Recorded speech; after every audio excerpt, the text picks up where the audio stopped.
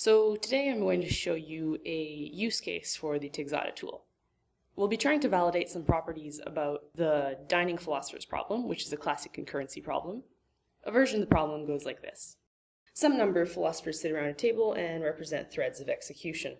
Between any two philosophers there is a chopstick, which represents a shared resource. And only one of the two philosophers adjacent to the chopstick can pick it up because there's only one chopstick. When a philosopher does so, naturally the other philosopher adjacent to that chopstick can't pick it up. A philosopher can only eat when that philosopher picks up both the left and right chopsticks.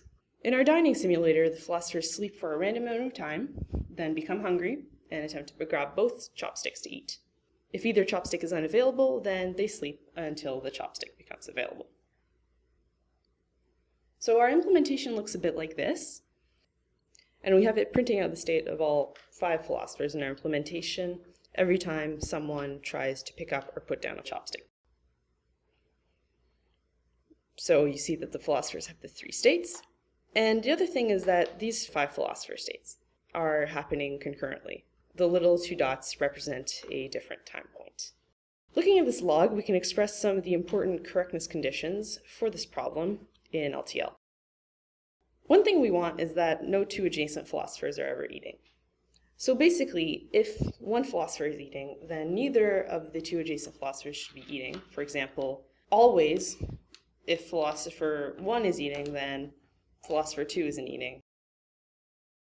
I made a log consisting of 5 60-second runs of our philosopher program, and I'm going to see if these properties actually do hold. So I'll call Texada, and I'll give it the property template that always if x then not y. I'll also put in the parse multiprop flag, which basically lets Texada know that these 5 philosopher states in between the dots are happening concurrently. When I run this, I actually see that the property I wanted comes out. If we just look at, say, 0 is eating here, we see that when 0 is eating, that means that 0 isn't doing anything else, but it also means that neither 1 nor 4 are eating. And it turns out that the same holds for the other 4 philosophers. A second property we're probably interested in is that our solution doesn't just allow one philosopher to eat at a time, that eventually non-adjacent philosophers will be eating at the same time.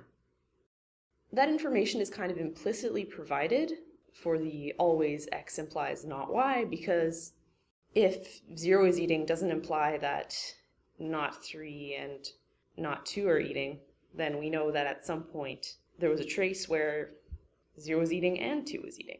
But we can always double check. We can explicitly check this adjacent philosophers eventually eat property by giving Texada the property template, eventually x and y occur. If we enter that, we see there's a whole bunch of output, so we can specify one of x and y to be constant. Say, let's let x be 0 is eating, and we give the 0 is eating as constant flag using the e. And that's more manageable output, and we see that when 0 is eating, we do actually get 0 and 2 eating and 0 and 3 eating at the same time. We can do the same thing for 1 is eating.